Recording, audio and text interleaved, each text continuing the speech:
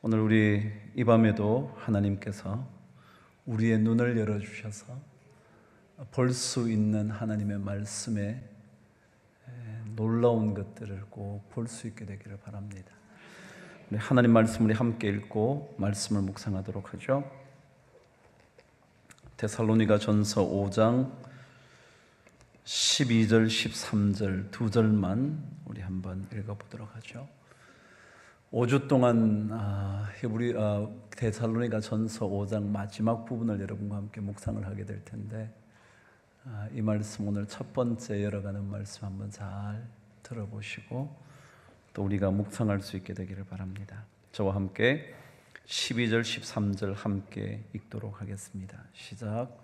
형제들아, 우리가 너희에게 구하노니 너희 가운데서 수고하고 주 안에서 너희를 다스리며 권하는 자들을 너희가 알고 그들의 역사로 말미암아 사랑 안에서 가장 귀히 여기며 너희끼리 화목하라.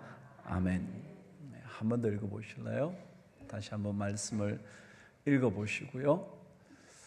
어떤 말씀이 나의 삶에 가장 필요할까? 아니요, 사실 하나님의 말씀이라면 어떤 말씀이든지 제게 필요한 거겠죠. 그렇지만 특별히 이 말씀 가운데 내가 이 말씀 내가 받아야겠구나, 그런 마음이 드시는 구절이 있는지 낱말이 있는지 한번 확인해 가시면서 다시 한번 12절 13절 저와 함께 읽도록 하겠습니다. 시작. 형제들아, 우리가 너희에게 구하노니 너희 가운데서 수고하고 주 안에서 너희를 다스리며 권하는 자들을 너희가 알고 그들의 역사로 말미암아 사랑 안에서 가장 귀히 여기며 너희끼리 화목하라. 아멘.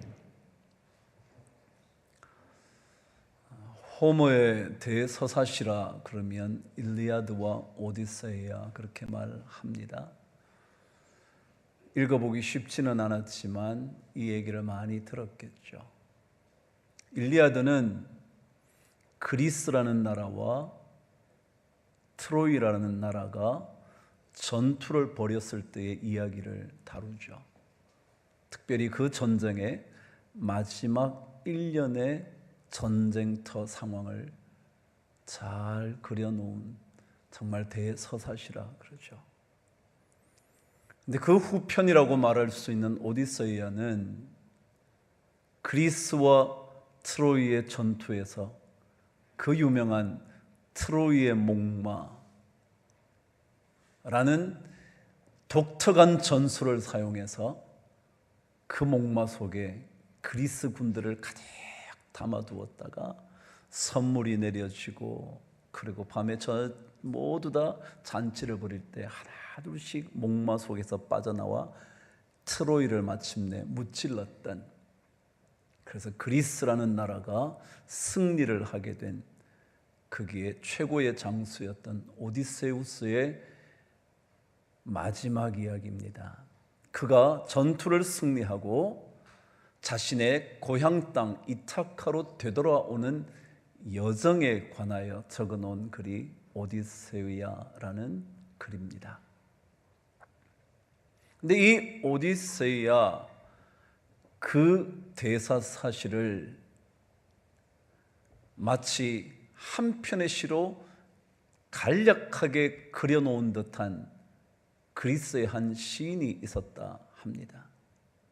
그 사람이 이타카, 오디세우스가 되돌아오게 되었던 고향 땅의 지명을 그의 시로 적어놨습니다. 한번 들어보시죠. 언제나 이타카를 마음에 두라.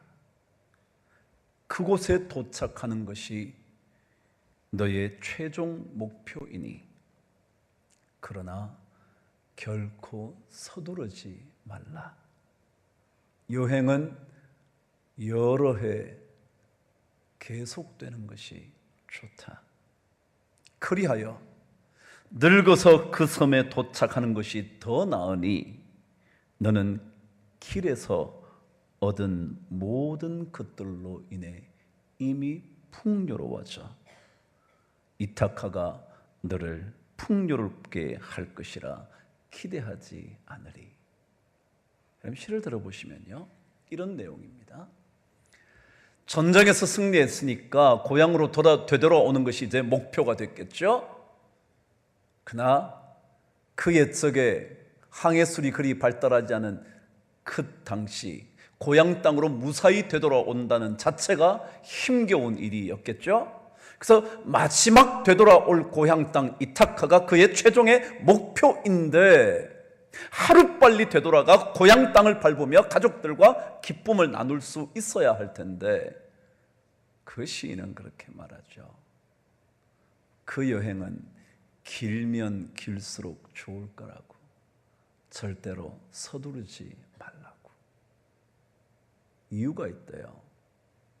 왜 서두르지 말아야 하느냐 하면, 서두를 필요가 없느냐 하면, 여행하는 동안 수많은 것들을 경험함으로 인하여 이미 너는 풍요로워질 것이기 때문에, 그래서 고향 땅 이타카를 밟는 것이 더 이상 목표될 필요가 없다는 거예요. 제가 이거를 읽다가 그런 생각했어요. 여러분과 제가 하나님을 따라, 주님을 따라 믿음의 길을 갑니다. 기도의 제목을 갖고요, 이루어져야 할 것들을 꿈꾸면서요, 하나님의 말씀 따라가면 더 빨리 이루어질 것이라는 기대감을 갖고요, 한 걸음 한 걸음 가면서 빨리 무언가가 이루어졌으면 좋겠다고 생각할 때가 참 많죠. 그런데 이 시를 읽다가 그런 생각이요. 여러분, 너무 서두르지 마세요. 어쩌면 이 믿음의 여행이 길면 길수록 좋을지 몰라요. 왜냐하면 그 길을 가는 동안 우리의 믿음의 삶이 경험하게 될 수많은 것들로 인하여 우리가 얼마나 멋진 인생이 될 것인지. 그래서 당장 이루어져서 좋은 일도 있겠지만, 때때로 이루어지지 않지만 그 길을 믿음으로 계속 걸어가다가 그것이 우리의 삶을 진정 부요하고도 풍요롭게 만드는 것이라면 그게 훨씬 더 좋을런지 모른다는 거죠. 여러분, 우리 믿음의 길을 걷기 위해 오늘도 이 자리에 왔습니다. 기다리는 것이 참 힘겹게 느껴질지 모르지만 여러분, 서두르지 마십시오. 이 길을 걷는 동안 하나님께서 우리에게 주실 풍요로운 선물로 인하여 우리의 삶이 얼마나 부요하게 됐는지 여러분, 오히려 그것을 기뻐해 보십시오. 오늘 말씀은요, 우리들에게 이런 믿음의 여정을 하는 동안 우리들에게 필요한 것, 풍요한 인생, 풍요한 신앙의 삶을 경험하기 위하여 필요한 것이 있다고 말하는 것 같습니다. 오늘 이야기는 여러분 이런 내용입니다. 교회 공동체 안에서 교회를 위하여 애쓰고 수고하는 자들, 여러분과 함께 그 길을 걷고 있는 사람들을 존중하고 사랑하고 그들과 함께 잘 지내라고, 그 얘기예요.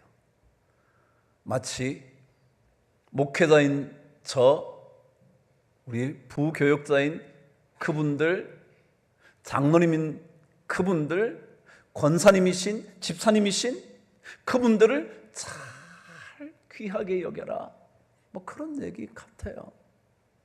그런데 저는 이 말씀을 읽다가, 그래, 우리 믿음의 삶을 살고 있는 사람들이 진짜 이 믿음의 여행을 하는 동안 풍요를 경험하기 위하여 필요한 원칙이 이런 거구나 발견하게 됐어요.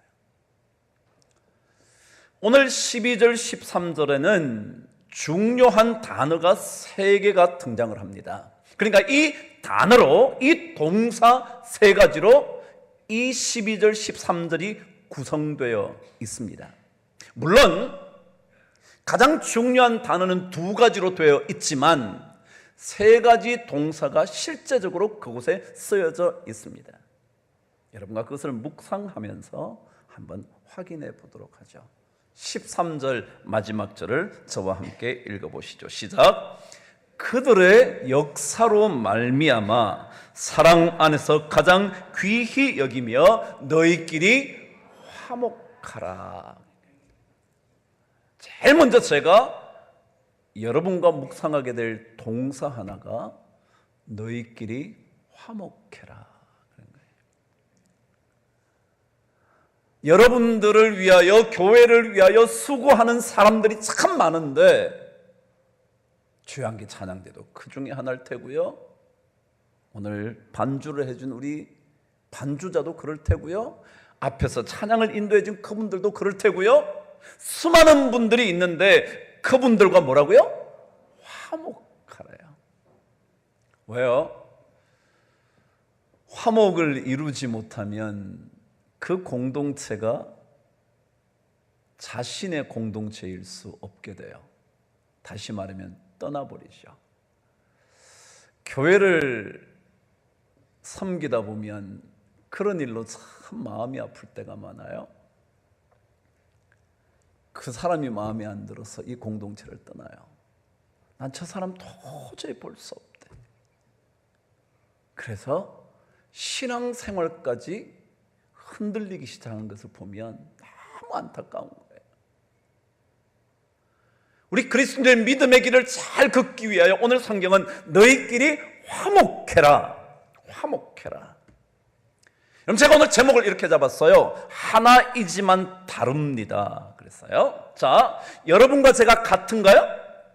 아니에요. 저는 목사이고요, 여러분은 장로님이실 수도 있고요, 권사님이실 수도 있고요, 집사님이실 수도 있고, 심지어 평신도라고 말하는 계급도 아니지만 이렇게 자꾸만 나누어야 하는 이런 관계일 거예요. 각자 달라요. 다른데 뭐예요? 우리는 하나의 꿈을 꿔요. 그래서 하나예요. 하나이지만 또다시 달라요. 여러분이 저일 수 없고요, 제가 여러분일 수 없어요. 그렇기 때문에 다르기 때문에 사실은 이 화목이 중요하지 않겠어요? 같다면 그냥 뭘 화목을 꿈꿀 필요가 뭐 있겠으며 애쓸 필요가 뭐 있겠어요? 근데 생각해 보시죠. 인생을 산다는 것은요, 절대로 똑같은 생각을 가진 사람만 살고 있지는 않은 것이 인생이죠. 가정도 그래요. 남편과 아내의 마음이 똑같나요? 그런 가정이 있어요? 그거는 로봇들이에요. 절대 같지 않아요. 아무리 아버지가 자녀들에게 이러한 삶을 말한다 그래서 자녀와 아버지가 하나일까요? 아니요. 하나가 아니에요. 근데 하나예요. 왜요?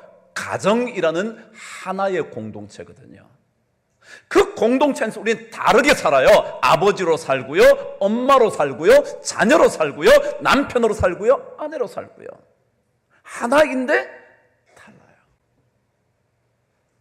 그런 삶을 사는 동안 우리는 계속 꿈꿔야 하는 게 화목하는 거예요. 화목. 이 화목이라는 단어는요, 가장 중요한 단어가 평화라는 거예요. 여러분, 갈등하면서 살지 마세요. 갈등하면서 살지 마세요. 제가 지난주에 결혼을 하게 된다고 저를 만난 한 부부, 예비 부부를 만났어요. 제가 그래서 그들과 함께 식사를 하면서 얘기를 했죠. 여러분, 두 사람이 이제 결혼하게 될 텐데 결혼하면 하나가 되는 거잖아요, 그렇죠? 근데 하나가 되는데 하나로 살되 하나이지 않기를 바란다고. 그래요. 하나로 사는데요, 하나이면 곤란해져요. 왜요? 하나일 수 없거든요. 없는데 하나가 되려고 하다 보니까 너무 갈등이 많아. 그래서 제가 각자의 자리를 인정해 주십시오. 그래서 각자 자리, 남편의 자리를 인정하고 아내의 자리를 인정하고, 남편이 자꾸 아내 자리에 들어가서 당신이 왜 이렇게 했어? 저렇게 해야 되는데 왜 그랬어? 남편에게 이렇게 해야지 라고 말하지 마라. 남편의 자리를 인정해주고 아내의 자리를 인정해서, 그래서 두 사람 사이에 부드러운 바람이 불게 해라 그랬어요. 그랬더니 그 남자애가 굉장히 그 말이 감동을 받았대. 그 사이에 바람이 불게, 통하지 않게 붙어 있으면 좋을 것 같지만 아니라는 거예요. 우리는 같을 수 없거든요. 하나님이 다 다르게 만드셨거든요. 근데 이게 붙어 있으면 그때부터 자꾸 갈등이 생겨요. 그냥 각자의 자리를 잘 지키되 거기에 뭐가 있도록 하는 거냐면 평화가 있도록 만드는 거예요. 평화가 있도록 하세요. 화목해 되는 거예요. 그래서 제가 이렇게 평화를 추구하면서 각자의 삶을 살지만 하나의 길을 걷는, 참 이율배반적이지만 그 말이요. 그것을 놓치면 우리는 공동체라는 공동체는 다 어려워요. 여러분, 여기에 전부 다 생각이 다르죠? 달라요. 달라야 돼요. 그럼에도 불구하고 우리는 무슨 공동체라고요? 하나의 공동체예요. 이것을 위해서 우리는 서로 평화하는 거예요. 서로 양보할 것 양보하는 거예요. 그렇지 않고는 어느 삶도 자기 혼자만 살 수 없잖아요. 그죠? 그래서 어떤 사람도 이것을 어느 인간도 자기 홀로인 섬일 수 없다는 거예요. 여러분, 마음 편하게 내 혼자 갔으면 좋겠어. 그런데 아니요, 직장 가도 누가 있고요, 가정에 와도 누가 있고요, 학교에 가도 누가 있고요, 가는 데마다 자기 혼자 살 수 없어요. 그러니까 함께 사는 공동체 속에서 하나됨을 꿈꾸되 각자의 다른 것을 인정해 주는 거예요. 남편하고 성격이 같은 사람 손 한번 들어보세요. 같다고 그래서 갈등이 없었던 사람 손 한번 들어보세요. 그런 사람이 어디 있겠어요? 같다고 말하는데 달라요. 그래서 각자를 자연스럽게 인정해 주면 돼요. 그러면 화목이라는 게 이루어져요. 다시 말하면 하나이지만 다름을 인정하는 그거예요. 그런데 마가복음 9장 50절은 이런 말씀을 적어놨어요. 함께 찾아가 보실래요? 9장 50절 여러분 한번 가보시죠. 9장 50절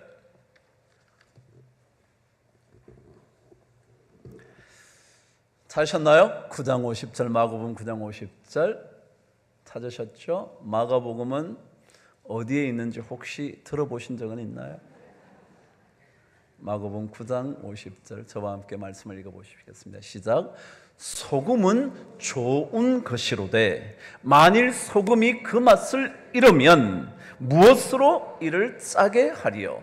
너희 속에 소금을 두고 서로 화목하라 하시니라.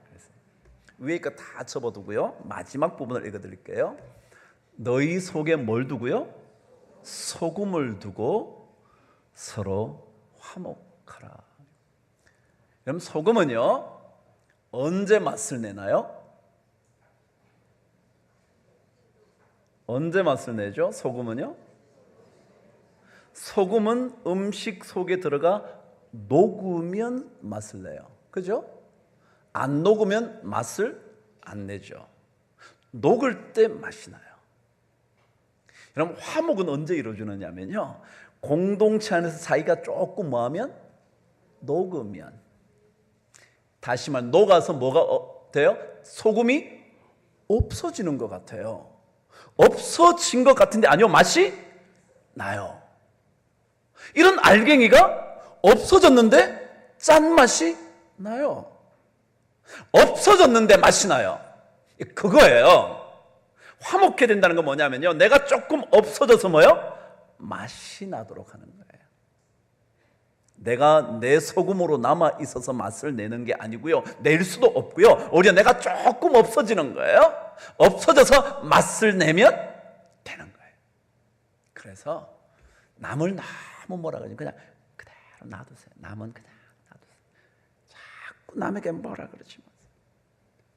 그냥 각자의 자리를 잘 있으면서 자기가 조금씩 사라지면 뭐예요? 오히려 더 멋진 맛이 나요. 그게 화목이라는 거예요. 남 너무 상대방 너무 비난해가지고야 어떻게 평화가 생기겠습니까?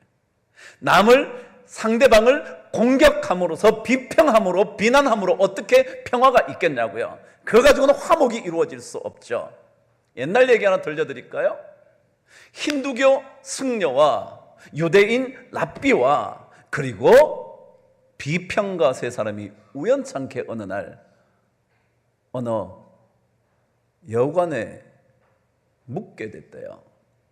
너무너무 폭풍우가 몰아치는 밤이라 허겁지겁 찾아 들어간 하나밖에 없는 호텔에 들어갔더니 방이 한 개밖에 없는 거예요. 근데 그 방에 좁디 좁은 방에 침대가 2개밖에 없는 거예요.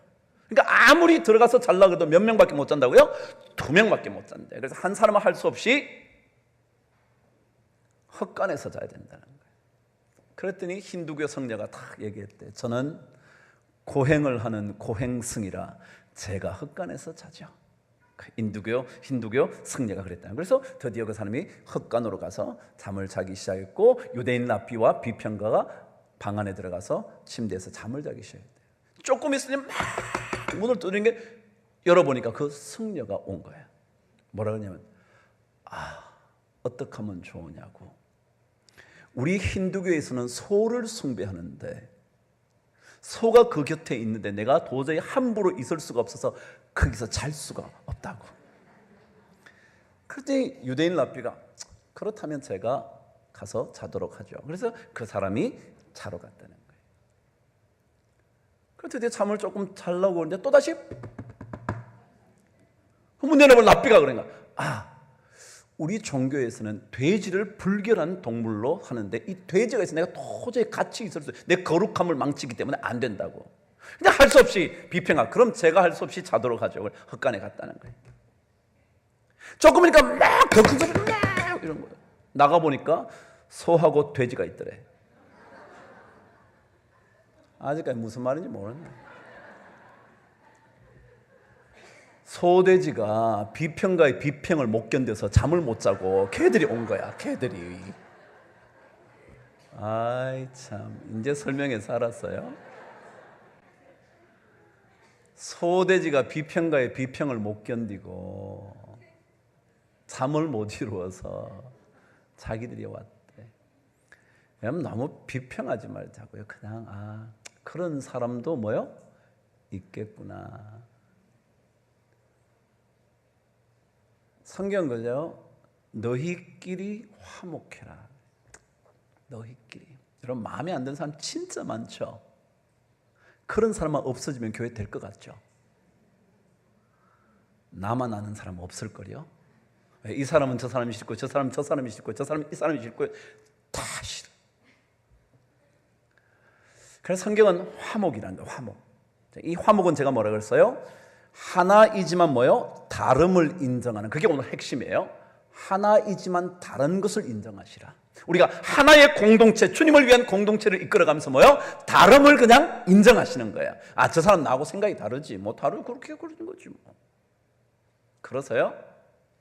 그런데 오늘 성경은 이 화목을 이루기 위하여 필요한 2가지 동사, 그것 여러분과 함께 확인하려고 합니다. 12절 읽겠습니다. 시작.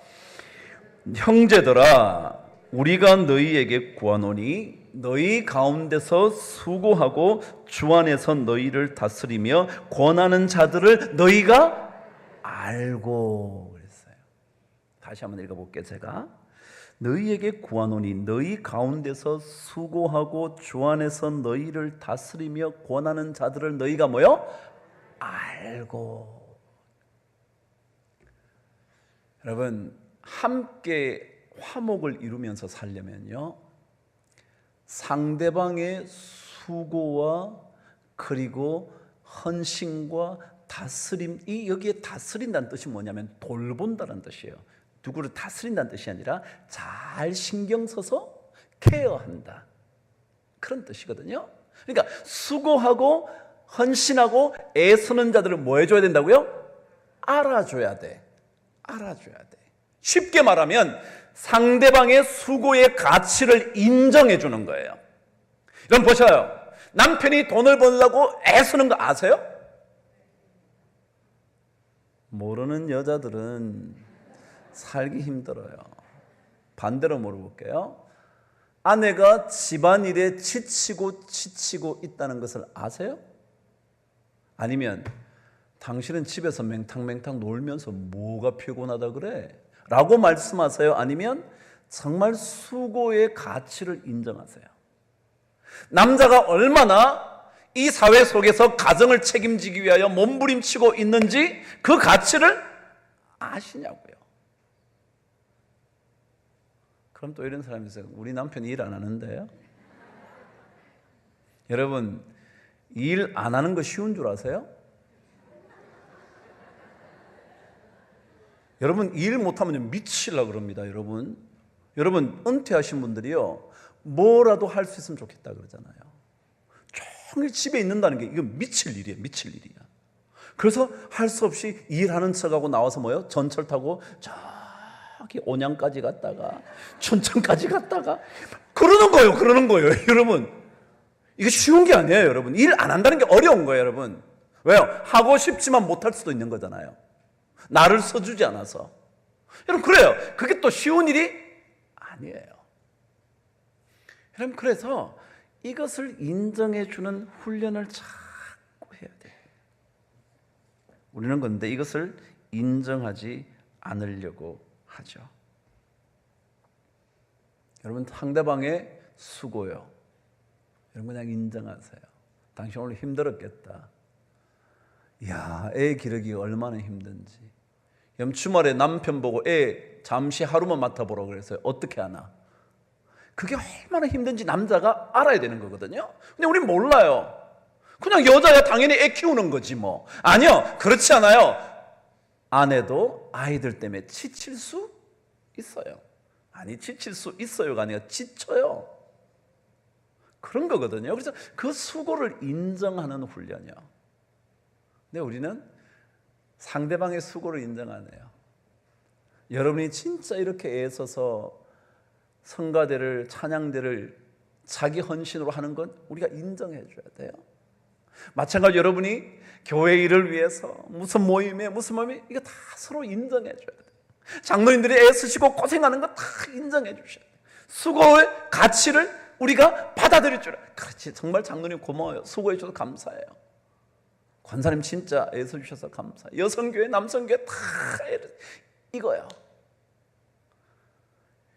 여러분, 자식들이 학교 공부하는 게 쉬워요? 여러분이나 좀 잘하시지 그러셨어요? 근데 왜 자식들에게 막 그냥 푸시를 하냐고요. 아이의 수고도 있어요. 힘든데요, 더 자고 싶은데요, 일어나서 가고요. 그런 거예요. 이 일을 잘 하시는 게 참 중요하다고요. 가치를 인정해 주면, 수고의 가치를 인정하면 화목이 이루어져요. 그죠? 그렇지 않겠어요? 당신 애써준다, 그렇게 생각하면 싸울 일이 별로 없죠 뭐. 근데 수고했다고 생각하지 않으니까 문제죠. 그죠? 나는 수고하는데 당신은 수고하지 않아서. 그런데 이 수고하는 가치를 인정하는 낱말을 성경은 다르게 표현한 게 하나 있어요. 그게 오늘 또 중요한 단어죠. 저와 함께 13절 다시 한번 읽도록 하겠습니다. 시작. 그들의 역사가 여기 수고하는 거예요. 그들의 역사로 말미암아 사랑 안에서 가장 귀히 여긴다. 가치를 인정해 주는 정도가 아니라 뭐라고요? 가장 귀하게 여긴다. 사랑 안에서 귀하게 여긴다. 여러분, 그것을 귀중한 일이라고 생각할 수 있다면 괜찮을 거예요. 여러분이 애써 주시는 것 정말 귀하지 생각하면 조금 부족한 수고에도 우리는 감사할 수 있죠. 아이, 그래도 이만큼 해주시니 감사하지 뭐. 그죠? 안 한다고 발뺌하면 제가 목을 잡아 끌겠습니까? 제가 이분들 안 하겠다 그러면 어떻게 되겠어요? 제가 매일 전화해가지고 권사님 오늘 성가대, 권 집사님 성가대, 오늘 지휘자 꼭 나오세요. 이게 안 되잖아요. 그거요. 그래서 귀하게 여기는 거예요. 귀하게. 그런데 성경 그것을 사랑 안에서 그래요. 사랑 안에서. 여러분 여기에 사랑이라는 단어는요, 우리가 흔히 들어왔던 단어인데 그게 뭐냐면 아가페의 사랑이라는 거예요. 아가페의 사랑은 어떤 거냐면요, 감정적이거나 그리고 자기의 이해관계에 있어서거나 그것과 관계 없는 사랑을 뭐라 그런다고요? 아가페의 사랑이에요. 우리는요 사랑을 어떻게 하느냐면 마음이 끌리면 하죠. 우리 마음에 들면 뭐해요? 사랑해요. 마음에 안 들면 사랑 안 해요. 그렇죠? 근데 아가페 사랑은 뭐냐면요, 저 사람 하는 게 별로 마음에 안 들어요. 안 들지만 그것을 귀하게 여기는 것을 뭐라 그러냐면 사랑 안에서 귀히 여기며 라고 말하는 거예요. 그래서 결국은 귀하게 여기려도 우리에게 뭐가 필요하냐면 예수 그리스도의 뭐가요? 사랑이 필요하다. 사랑이. 이 사랑이 없이는 안 된다. 그래서 우리가 주님 앞에 기도하는 이유가요, 다른 것 때문이 아니라 주님께서 저에게 사랑의 은사를 주셔야 됩니다. 사도 바울이 그래서 은사 중에 제일 큰 은사가 뭐라는 거예요? 사랑이라는 거예요. 왜냐하면 사랑이 없으면 뭐가 안 되니까? 귀하게 여기는 게 안 되고요, 존중이 할 수도 없고요, 그리고 그 사람의 가치를 인정할 수도 없어요. 그래서 이 사랑이 필요해요. 여러분 야구라는 운동 아시나요? 야구를 진짜 좋아하는 사람들이 야구에 장점이 있다고. 야구가 다른 운동과는 다른 게 있다는 거예요. 그게 이래서 좋다는 거예요. 몇 가지 들려드릴 테니까 한번 들어보세요. 야구만이 감독과 선수가 똑같은 옷을 입는데, 그렇네요, 그죠? 감독이나 야구 선수나 옷이 똑같아. 다른 어떤 경기도요, 감독과 선수가 똑같은 옷을 입는 경우는 없어. 그죠? 축구 선수 봤어요? 감독은 넥타이를 메고 있거나 양복을 입고 있거나, 그런데 걔들은 짧은 바지, 짧은 팔에 이런 거잖아요. 그죠? 배구 선수요? 여자들은 이렇게 밑에 팬츠 하나 입고, 그리고 감독은 다른 거예요. 근데 야구만 똑같은 옷을 입는 거예요. 그죠? 그 장점이래. 또 해드려요? 다른 구기 종목의 운동은요, 잘하는 사람에게 공이 많이 간대. 그죠? 축구도 잘하는 사람에게 골 많이 넣을 수 있는 사람에게 기회가 더 많아지죠. 많이 가죠. 그죠? 그렇죠? 배구도 공격 잘하는 사람에게 공이 자꾸 가죠. 그죠? 그런데 농구도 마찬가지예요. 근데 이 야구는요, 번호 정해놨어. 1번 나와, 2번 나와, 3번 나와. 하여간 그 자리에서 자기만 잘하면 돼. 그죠? 자기에게 더 기회가 온다 그런 거 무조건 똑같이 기회가 와. 그런데 그때 최선을 해서 잘하면 돼. 이게 야구의 장점이래요. 세 번째는요, 야구는요 우리 인생살이를 배울 수 있다는 거예요. 뭐냐면 자기가 아무리 빨리 달릴 수 있어도 앞 사람이 못 가면 못 가는 거예요. 앞 사람이 딱 막고 있다 그러면 뛰다가도 뒤로 되돌아와야 돼. 야구 보신 적 있나요? 누가 탁 쳤어. 그래서 뛸 수 있을 것 같으면 막 뛰다가 잡힐 것 같으면 그 사람이 딱 서면 우리 막 뛰어들어와야 돼. 그렇다는 거예요. 그래서 앞에 사람 함부로 추월하지 못하게 만든다는 거예요. 근데 그 다음에 또 뭐가 있냐면 야구에는 사랑이 있대. 뭔 말인가 그랬더니, 여러분 야구는 뭘 쓰냐면 글러브를 써요. 그죠? 글러브는 영어로 G L O V E, 러브가 있다는 거야. 러브가 거기에.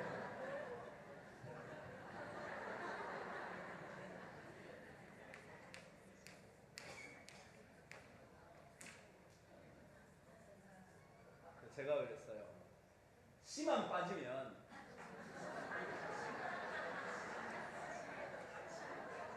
치만 빠지면 사랑이 생겨요.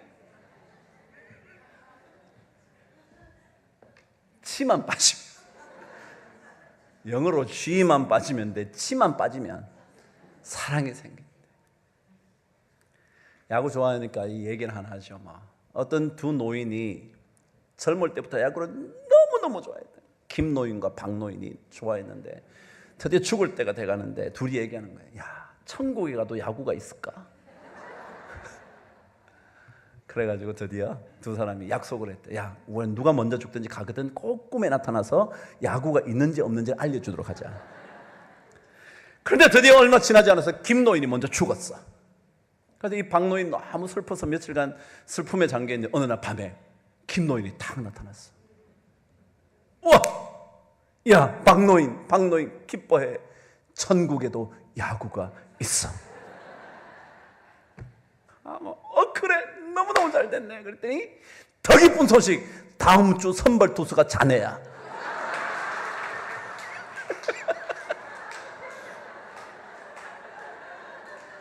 빨리 오래. 네, 다음 주에 오는 거요. 네. 그래서 여러분, 사랑이요. 이 사랑이 있어야, 그래야 사람을 존중할 수 있어요. 그러니까 이렇게 생각하시면 돼요. 남들 사랑하지 못하는 사람은요, 남들을 존중하지 못하는 사람이 그 마음에 뭐가 없다고요?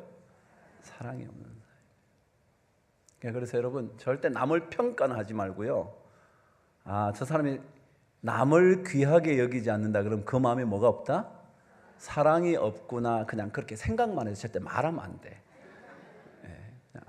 그래요. 그래서 오늘 성경은 사랑 안에서 가장 귀히 여겨라. 여러분, 귀하게 여겨주세요. 남편이 그래도 돈을 많이 벌든 적게 벌든 애를 써주면 귀하게 여기고요.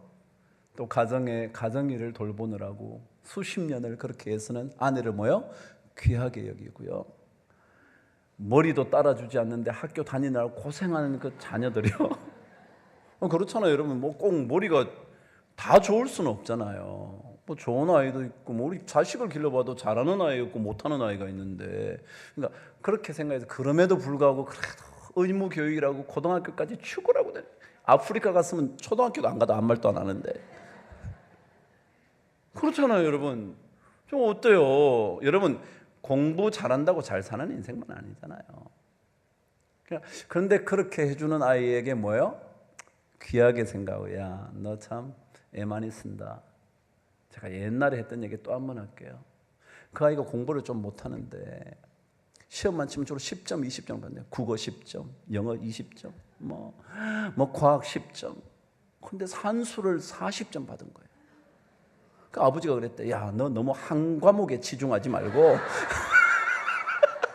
너무 한 과목에 치중하지 말고 좀 골고루 좀 해라. 그랬대잖아요. 그럼 됐지 뭐.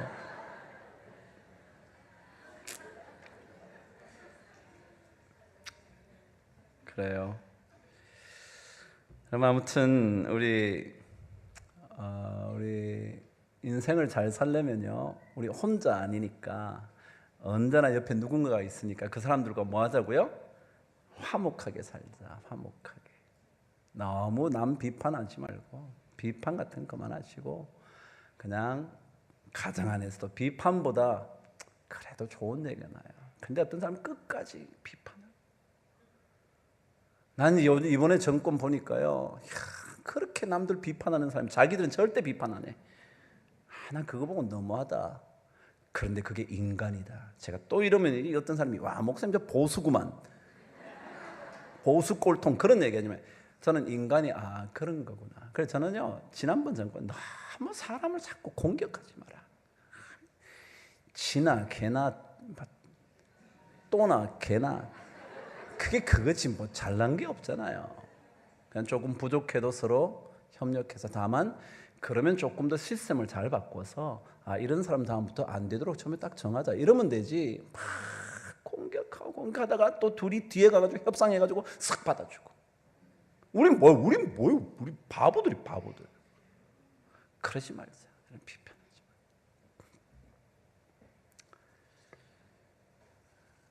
한 가지 얘기만 하고 말씀을 마치도록 하죠.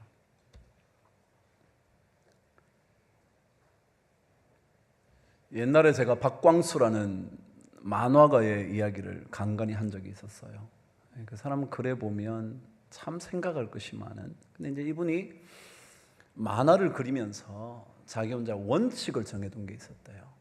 그 원칙이 두 가지였는데, 하나는 절대로 정치 만화를 그리지 않는다. 여러분, 저도 설교 때 정치 얘기하는 거 봤어요? 저 정치 왜? 정치는 이럴 수도 있고 저럴 수도 있고, 이 사람이면 이런 거, 저 사람이면 저런 정치, 그럴 수 있어요. 다만 오히려 우리는 기도하면서 정말 좋은 정치로 국민을 살리면 좋겠다, 그거지. 뭐 이 정치가 좋다, 저 정치, 그럴 것 같다. 이 사람도 그래서 자기는 정치만 안 그린다 그랬다는 거예요. 두 번째 원칙이 뭐냐면, 만화의 소재가 정말 사람들의 이야기, 사람 사는 이야기, 그런 것들을 꼭 그려야 되겠다, 그렇게 생각을 했다는 거예요. 자기 원칙을 잘 지키고 있었다는 거예요. 근데 어느 날 TV 방송에 뭐가 나왔냐면, 대형 건물에 화재가 난 그 방송을 생중계하고 있는 거, 막 연기가 나고 막 사람들이 창가에 매달리고 막, 그런데 한 장면을 비춰주는데 그 방에 세 사람이 창문을 통해서 보이는데, 조금 있으니까 두 사람이 창가 가장 연기가 덜 나는 쪽으로 이렇게 막 붙어서 있고, 한쪽에는 한 여자가 드디어 매달린 거야. 근데 계속 그걸 보여주는데 가만히 보니까 거기는 조금 젊은 청년들 남자 둘이가 있고, 이게 조금 나이 드신 어머니처럼 보이는 분이 있는 거예요. 그게 이제 이 사람이 보다가, 이 박광수라는 사람이 보다가, 야, 저 어머니 저 떨어지겠는데? 이거 뭐 처음에는 어머니인 줄 몰랐는데, 저 사람 떨어지겠는데? 뭐 그랬다는 거예요. 그래, 저렇게 나이 든 사람을 차라리 그쪽으로 좀 하고 자기들 어떻게 근데 아마도 어쩌면 어머니가 더 급했던지 거기 매달렸던 모양이죠. 그러다가 매달려서 오래 있을 것 같아요, 없을 것 같아요? 마침내 떨어져서 추락해서 돌아가신 거예요. 그걸 보고 나니까 이 박광수라는 사람이 너무 화가 나더라는 거예요. 아니, 어떻게 저렇게 연세 드신 분이 떨어지도록 놔두고 자기들은 또 거기에 연기 피해가지고 그렇게 있냐, 자기들이 매달려야지. 그랬더니 막 만화를 그렸다는 거예요. 그 사람들 비난하는 만화를 막 그렸대. 그 다음날 신문사에 가져가서 담당 기자에게 전해주면서 보여줬더니, 자기는 그것을 보여줄 때 그 기자도 그래 말이야, 그 놈들 나쁜 놈들이지, 젊은 놈들이 맞지, 그렇게 해주리라고 생각을 하고 그 만화를 떡 내밀었는데, 그 기자가 그러더래요. 이거 다시 그려야겠어요, 그러더래요. 왜 그러냐 그랬더니 이렇게 말하더래요. 이 두 젊은이들이 자신의 어머니가 그렇게 가까이에서 참변을 당하는 것을 직접 본 사람들이라고. 더더욱이 당신처럼 TV를 보던 수많은 시청자들이 그 사람들을 욕하고 있다고. 그런데 당신까지 나서서 그런 욕할 게 있을까? 그랬대. 당신까지 나서서. 여러분, 교회 안에요, 가정 안에요, 아픔을 당하는 사람, 혹시라도 잘못해서 아픔을 당하는 사람 있을지 모르죠. 왜냐하면 그 얘기 안 해도요, 이미 그 사람은 마음이 충분히 아파요. 그런데 우리까지 나서서 그럴 필요가 있을까요? 그냥 가만히 계세요. 근데 우리는 꼭 내가 한마디 덧붙여서 그 사람을 더 강력하게 몰아붙여야 된다고 생각해요. 그것은 삶을 밝게 비추는 등불이 아니에요. 그는 갈수록 어두워져. 그리고 성경 말씀대로 너희끼리 서로 화목해라. 이건 평화를 꿈꾸면서 사는 거예요. 상대방을 존중해 주고요. 얼마나 힘들었냐고, 어려웠겠다고. 여러분이 도와주시지 않을 것 때문에 가만히 계세요. 근데 우리는 도와주지도 않으면서 뭐요? 남에게 계속 비난의 화살을 쏘아대죠. 그러시면. 왜냐하면 그것이 우리의 믿음의 길을 밝혀주는 게 아니거든요. 여러분 매트릭스라는 영화를 보셨어요? 그 영화를 보면 그게 주인공이 그럽니다. 길을 아는 것과 길을 가는 것 사이에는 엄청난 차이가 있다. 뭐요? 길을 아는 것과 길을 가는 거예요. 우리 오늘 말씀을 통해서 길을 알게 됐어요. 아는 것과 뭐는 가는 것과는 엄청난 차이가 있어요. 전 여러분과 제가 길을 알게 됐다면 조금씩 걸어가 볼 수 있는 은혜가 꼭 있게 되기를 바랍니다. 알기만 하지 말고요, 우리가 가보자고요. 그래서 비난하지 말고 오히려 그 가치를 인정해 주면서 수고 많았다 인정해 주면서 그를 귀하게 여기면서 서로 화목하게 된다면, 그러면 하나이지만 다른 것을 인정함으로 인하여 우리 그리스도인들의 공동체가 훨씬 더 밝게 빛나지 않을까. 우리 한 주간 동안 다음 주 수요일 만날 때까지 가정 안에서든지 일터에서든지 교회에서든지 꼭 우리 하나이지만 다른 것을 인정하고 그래서 좋은 화목한 공동체를 만들어 갈 수 있는 그런 우리 모두가 되기를 주의 이름으로 축복합니다.